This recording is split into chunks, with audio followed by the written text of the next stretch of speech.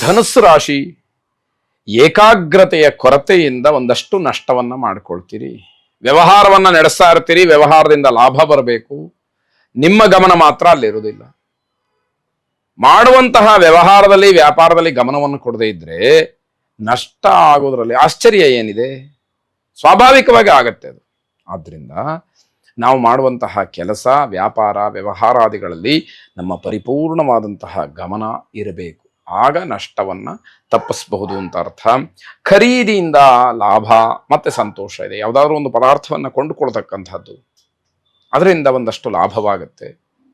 ಪುನಃ ಮಾರಾಟ ಮಾಡೋದಕ್ಕೆ ಅಥವಾ ಮತ್ತೆ ಅದನ್ನ ಬೇರೆಯವರ ಕೈಗೆ ತಲುಪುವ ಹಾಗೆ ಮಾಡೋದಕ್ಕೆ ನಿಮಗೊಂದಷ್ಟು ಲಾಭ ಸಿಕ್ಕುವಂಥದ್ದಾಗತ್ತೆ. ಹಳೆಯ ಸಂಬಂಧಗಳು ಮತ್ತೆ ಬೆಸೆಯುವಂತಹ ಒಂದು ಯೋಗ ಇದೆ. ಯಾವುದೋ ಕಾರಣಕ್ಕೆ ವ್ಯವಹಾರಕ್ಕೋ ಅಥವಾ ಇನ್ಯಾವುದೋ ವಿಶ್ವಾಸಕ್ಕೋ ಧಕ್ಕೆ ಬಂದು ಮಾತನ್ನ ಬಿಟ್ಟಿರ್ತೀರಿ, ಅದು ಮತ್ತೆ ಸೇರುವಂತಹ ಅವಕಾಶಗಳಾಗತ್ತೆ. ಮನೆಯಲ್ಲಿ ಮಂಗಳ ಕಾರ್ಯಕ್ಕೆ ಅಡ್ಡಿಯಾಗಬಹುದು. ಮನೆಯಲ್ಲಿ ಯಾವುದೋ ಒಂದು ಶುಭ ಕೆಲಸವನ್ನು ಆಯೋಜನೆ ಮಾಡ್ಕೊಂಡಿರ್ತೀರಿ, ಮಾಡಬೇಕು ಅನ್ನುವಂತಹ ನಿರ್ಧಾರವಾಗಿರುತ್ತೆ. ಅದು ಗೃಹ ಪ್ರವೇಶ ಇರ್ಬೋದು, ಮದುವೆ ಇರ್ಬೋದು, ಇನ್ಯಾವುದೋ ಒಂದು ಒಳ್ಳೆಯ ಕೆಲಸ ಇರ್ಬೋದು. ಅದಕ್ಕೆ ಏನೋ ಅಡ್ಡಿ ಬಂದು ಆ ಕೆಲಸ ನಿಂತು ಹೋಗುವ ಸಾಧ್ಯತೆಗಳು, ಆ ಸೂಚನೆಗಳು ಕಾಣುತ್ತೆ. ಅದು ಇವತ್ತು ನಾಳೆ ಅಂತಲ್ಲ, ಯಾವುದೋ ಒಂದು ಸೂಚನೆಯಿಂದ ಮುಂಬರುವಂತಹ ದಿವಸಗಳಲ್ಲೂ ಕೂಡ ಈ ಕಾರ್ಯಕ್ಕೆ ಅಡ್ಡಿ ಆಗುವಂತಹ ಸೂಚನೆಗಳಿದೆ. ಸೂಕ್ಷ್ಮವಾಗಿ ಅದನ್ನು ಗಮನಿಸಬೇಕಾದಂಥದ್ದು ಮುಖ್ಯವಾಗುತ್ತೆ. ಅದನ್ನು ಗಮನಿಸಲಿಲ್ಲ ಅಂತ ಆದರೆ ಎಲ್ಲ ವ್ಯವಸ್ಥಿತವಾದಂತಹ ಕೆಲಸ ಅಸ್ತವ್ಯಸ್ತವಾಗತಕ್ಕಂಥದ್ದು. ಚಲನಚಿತ್ರರಂಗದವರಿಗೆ ಸಿಹಿ ಸುದ್ದಿ ಇರತಕ್ಕಂಥದ್ದು. ಉತ್ತಮವಾದಂತಹ ಸಮಯ, ಉತ್ತಮವಾದಂತಹ ವಾತಾವರಣ ಸದ್ವಿನಿಯೋಗ ಮಾಡಿಕೊಳ್ಳಿ ಅಂತಕ್ಕಂಥದ್ದು. ಮನಸ್ಸಿನಲ್ಲಿರತಕ್ಕಂತಹ ಹಲವಾರು ಯೋಚನೆಗಳು ಕಾರ್ಯರೂಪಕ್ಕೆ ಬರುತ್ತೆ. ಆಲೋಚನೆ ಮಾಡಿದಂತಹದ್ದು, ಪ್ಲಾನ್ ಮಾಡ್ಕೊಂಡಿರ್ತಕ್ಕಂಥದ್ದು, ಯಾವುದೋ ಕಾರಣದಿಂದ ಹಣಕಾಸಿಂದ ಅಥವಾ ಬೇರೆ ಇನ್ಯಾವುದೋ ವ್ಯವಸ್ಥೆಯಿಂದ ಇಷ್ಟು ದಿವಸ ಪ್ರಾರಂಭ ಮಾಡಿರೋಕ್ಕಾಗಿರೋದಿಲ್ಲ, ಇವತ್ತು ಆ ಯೋಗ ಕೂಡಿ ಬರ್ತಾ ಇದೆ. ಸರಿಯಾದಂತಹ ಸಂಕಲ್ಪವನ್ನು ಮಾಡಿ ನಿಮ್ಮ ಸಂಕಲ್ಪ ಶಕ್ತಿ ದೃಢವಾಗಿರಲಿ, ಆ ಕೆಲಸ ಆರಂಭವಾಗಲಿ. ಸಾಯಿಬಾಬಾರನ್ನ ಮನಸಾರೆ ಪ್ರಾರ್ಥನೆ ಮಾಡಿ ಆ ಸದ್ಗುರುಗಳ ಅನುಗ್ರಹ ನಿಮ್ಮ ಮೇಲಿರಲಿ. ಶುಭವಾಗಿ.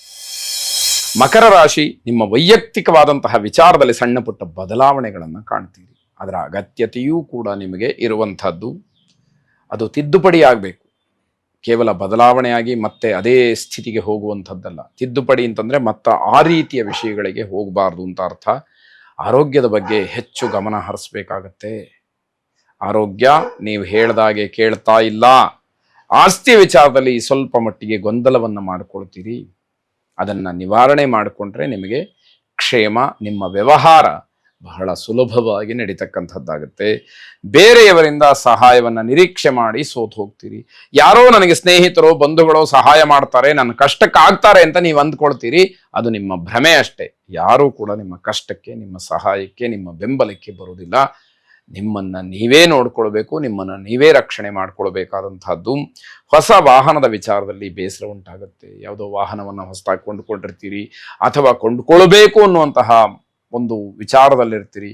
ಆ ವಿಷಯ ನಿಮಗೆ ತೊಂದರೆಯನ್ನು ಮಾಡಿ ಬೇಸರವಾಗುತ್ತೆ. ಅದು ಸಾಧ್ಯ ಆಗೋದಿಲ್ಲ ಅನ್ನುವಂತಹ ರೀತಿಯ ಉತ್ತರ. ಏನನ್ನೂ ಕೂಡ ಸಾಧಿಸದಲೇ ದಿನ ಮಾತ್ರ ಮುಂದಕ್ಕೆ ಹೋಗ್ತಾ ಇದೆ ಅನ್ನುವಂತಹ ಅನುಭವ ನಿಮಗಾಗತ್ತೆ. ನಾನು ಇಷ್ಟು ವರ್ಷಗಳನ್ನ ಕಳೆದೆ, ಏನೂ ಕೂಡ ಮಾಡಿಲ್ಲ, ಏನನ್ನೂ ಸಾಧನೆ ಮಾಡಲಿಲ್ಲ ಅನ್ನುವಂತಹ ಬೇಸರ ನಿಮ್ಮನ್ನ ಕಾಡುವಂಥದ್ದಾಗತ್ತೆ. ನರಸಿಂಹಸ್ವಾಮಿಯನ್ನ ಪ್ರಾರ್ಥನೆ ಮಾಡಿ. ಉಗ್ರಂ ವೀರಂ ಮಹಾವಿಷ್ಣುಂ ಜ್ವಲಂತಂ ಸರ್ವತೋಮುಖಂ ನರಸಿಂಹಂ ಭೀಷಣಂ ಭದ್ರಂ ಮೃತ್ಯುಂ ಮೃತ್ಯುಂ ನಮಾಮ್ಯಹಂ ಎಂಬ ಪ್ರಾರ್ಥನೆ ನಿಮ್ಮದಾಗಿರಲಿ. ಶುಭವಾಗಿ. ಕುಂಭರಾಶಿ, ವಿದ್ಯಾರ್ಥಿಗಳಿಗೆ ಅಧ್ಯಯನದಿಂದ ಒಂದಷ್ಟು ವಿಮುಖತೆ ಅಥವಾ ಅಧ್ಯಯನದ ಕೊರತೆ ಆಗುತ್ತೆ. ಓದನ್ನ ಬಿಟ್ಟು ಇನ್ನೆಲ್ಲ ಚಟುವಟಿಕೆಗಳಲ್ಲೂ ಕೂಡ ಸಕ್ರಿಯರಾಗಿರ್ತೀರಿ. ಆದರೆ ನಿಮ್ಮ ಉದ್ದೇಶ, ನಿಮ್ಮ ಮೂಲ ಗುರಿ ಏನು? ಅಧ್ಯಯನ ಮಾಡಬೇಕು, ಅಭ್ಯಾಸ ಮಾಡಬೇಕು, ವಿದ್ಯೆಯನ್ನ ನಿಮ್ಮ ವಶ ಮಾಡಿಕೊಳ್ಬೇಕು. ಅದನ್ನ ಬಿಟ್ಟು ಬೇರೆಲ್ಲ ವ್ಯವಹಾರದಲ್ಲಿ ನೀವು ಇರ್ತೀರಿ ಅಂತಂದ್ರೆ ಅದು ವಿಪರ್ಯಾಸವಾಗ್ತಕ್ಕಂಥದ್ದು. ಹೊಸ ವ್ಯಾವಹಾರಿಕ ಸಂಪರ್ಕಗಳು ನಿಮಗೆ ಸಿಕ್ಕತ್ತೆ. ವ್ಯವಹಾರಗಳು ಮುಂದುವರಿತಕ್ಕಂಥದ್ದು, ವ್ಯವಹಾರವನ್ನು ಭದ್ರ ಮಾಡ್ಕೊಳ್ತಕ್ಕಂಥದ್ದು, ಈ ಎಲ್ಲ ಕೆಲಸಗಳಾಗತ್ತೆ. ಮನಸ್ಸಿನಲ್ಲಿ ಏನೋ ಒಂದು ರೀತಿಯ ಅಸಮಾಧಾನದ ಭಾವ ಉಂಟಾಗುವಂಥದ್ದು. ಏನು ಮಾಡಿದರೂ ಕೂಡ ಮನಸ್ಸಿಗೆ ಮಾತ್ರ ಸಮಾಧಾನ ಇಲ್ಲ, ಮನಸ್ಸಿಗೆ ತೃಪ್ತಿ ಇಲ್ಲ, ಮನಸ್ಸಿಗೆ ಶಾಂತಿ ಇಲ್ಲ. ಇನ್ನೇನೋ ಕಳ್ಕೊಂಡಿದ್ದೀನಿ, ಇನ್ನೇನೋ ಮಾಡಬೇಕಾಗಿತ್ತು ಅನ್ನುವಂತಹ ಭಾವನೆಯೇ ಮರುಕಳಿಸ್ತಕ್ಕಂಥದ್ದಾಗತ್ತೆ. ಇದನ್ನ ಒಂದಷ್ಟು ದೂರ ಮಾಡಿಕೊಳ್ಬೇಕು. ಇದು ಬಹಳ ಮುಖ್ಯವಾದಂಥದ್ದು. ಹಿರಿಯರ ಅಭಿಪ್ರಾಯ, ಸಲಹೆ, ಅವರ ಅನುಭವದ ಮಾತು ಇವೆಲ್ಲವನ್ನ ಸ್ವೀಕಾರ ಮಾಡಬೇಕು. ಅದನ್ನ ಸಾಧ್ಯವಾದಷ್ಟು ಮಟ್ಟಿಗೆ ನಡೆಸ್ತಕ್ಕಂತಹ ಪ್ರಯತ್ನವನ್ನ ನೀವು ಮಾಡಬೇಕಾಗತ್ತೆ. ಪ್ರೇಮಿಗಳು ಭಾವುಕತೆಯಿಂದ ದುಃಖವನ್ನು ಅನುಭವಿಸುವುದು, ಭಾವನೆಯಲ್ಲಿ ತುಂಬ ಕೆಲಸ ಮಾಡುವಂಥದ್ದು. ಅದಕ್ಕೆ ಧಕ್ಕೆ ಬಂದಾಗ ನೋವಾಗತ್ತೆ, ಸಂಕಟವನ್ನು ಪಡಬೇಕಾಗತ್ತೆ, ಸಂದರ್ಭಕ್ಕನುಗುಣವಾಗಿ ಕಣ್ಣೀರನ್ನು ಕೂಡ ಹಾಕಬೇಕಾದಂತಹ ಸ್ಥಿತಿ. ದುರ್ಗಾದೇವಿಯನ್ನ ಪ್ರಾರ್ಥನೆ ಮಾಡಿ, ಜಯಂತಿ ಮಂಗಲಾ ಕಾಲಿ ಭದ್ರಕಾಲಿ ಕಪಾಲಿನಿ ದುರ್ಗಾ ಕ್ಷಮಾ ಶಿವಾಧಾತ್ರಿ ಸ್ವಾಹ ಸ್ವಧಾ ನಮೋಸ್ತುತೆ ಎಂಬ ಪ್ರಾರ್ಥನೆ ನಿಮ್ಮದಾಗಿರಲಿ. ಶುಭವಾದ. ಕೊನೆಯದಾಗಿ ಮೀನರಾಶಿ, ಅಪೂರ್ಣವಾದಂತಹ ಕೆಲಸಗಳು ಪುನರಾರಂಭವಾಗುತ್ತೆ. ಅರ್ಧಕ್ಕೆ ನಿಂತೋದಂತಹ ಕೆಲಸಗಳು ಮತ್ತೆ ಶುರುವಾಗುತ್ತೆ. ಯಾವುದೋ ಕಾರಣದಿಂದ ಹಣಕಾಸು, ಬೇಜವಾಬ್ದಾರಿತನಮೋ ಅಥವಾ ಆ ಸಂದರ್ಭಗಳು, ಮನೆಯಲ್ಲಿ ಒದಗಿದಂತಹ ಕಷ್ಟ ನಷ್ಟಗಳು, ಇದು ಯಾವುದೋ ಒಂದು ಕಾರಣದಿಂದ ಕೆಲಸ ನಿಂತೋಗಿರುತ್ತೆ. ನಿಂತೋದಂತಹ ಕೆಲಸ ಮತ್ತೆ ಶುರುವಾಗುತ್ತೆ. ಅದು ನಿಮಗೆ ಒಂದು ರೀತಿಯಲ್ಲಿ ಸಂತಸವನ್ನು ಉಂಟು ಮಾಡ್ತಕ್ಕಂಥದ್ದಾಗುತ್ತೆ. ಆದಾಯದ ದೃಷ್ಟಿಯಿಂದ ದಿನ ಬಹಳ ಚೆನ್ನಾಗಿದೆ. ನಿಮ್ಮ ಆದಾಯ, ನಿಮ್ಮ ಲಾಭ ಇವೆಲ್ಲವೂ ಕೂಡ ನಿಮಗೆ ಅನುಕೂಲವನ್ನು ಮಾಡಿಕೊಡ್ತಕ್ಕಂಥದ್ದು. ಉದ್ಯೋಗದಲ್ಲಿ ಹೊಸ ತಿರುವು ಸಿಗ್ತಕ್ಕಂಥದ್ದಾಗತ್ತೆ. ಅದರಿಂದ ಸ್ವಾಭಾವಿಕವಾಗಿ ಸಂತೋಷ, ಅದು ಧನಾತ್ಮಕವಾದಂತಹ ಬದಲಾವಣೆ. ಅದನ್ನು ನೀವು ಬಯಸ್ತಾ ಇರ್ತೀರಿ, ಬಹಳ ದಿವಸಗಳಿಂದ ಅದು ಮುಂದಕ್ಕೆ ಹೋಗ್ತಾ ಇರುತ್ತೆ. ಈ ದಿವಸ ಅದಕ್ಕೆ ಅವಕಾಶ ಸಿಕ್ತು ಅನ್ನುವಂತಹ ಸಂತಸ ನಿಮ್ದಾಗುವಂಥದ್ದು. ವರ್ಗಾವಣೆ ಅಥವಾ ಬದಲಾವಣೆ ಈ ಆಲೋಚನೆಯಿಂದ ಬೇಸರವಾಗುತ್ತೆ.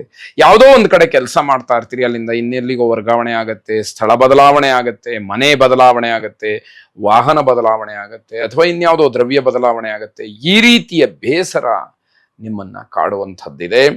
ಹಳೆಯ ಸ್ನೇಹಿತರನ್ನ ಭೇಟಿ ಮಾಡ್ತೀರಿ, ಅದು ನಿಮಗೆ ಸ್ವಲ್ಪ ಮಟ್ಟಿಗೆ ಸಮಾಧಾನವನ್ನು ಕೊಡಬಹುದು. ಬಂಧುಗಳಿಂದ ಪ್ರಶಂಸೆ ಸಿಕ್ಕತ್ತೆ, ಅದರಿಂದ ಸಂತೋಷವಾಗುತ್ತೆ. ಹೀಗೆ ಮಿಶ್ರ ಫಲಗಳಿಂದ ಕೂಡಿದಂತಹ ಈ ದಿವಸವನ್ನ ಬಹಳ ತಾಳ್ಮೆಯಿಂದ ಎದುರಿಸಬೇಕಾದಂಥದ್ದು ಮುಖ್ಯವಾಗುತ್ತೆ. ನವಗ್ರಹರನ್ನ ವಿಶೇಷವಾಗಿ ಪ್ರಾರ್ಥನೆ ಮಾಡಿ. ಶುಭವಾಗಲಿ.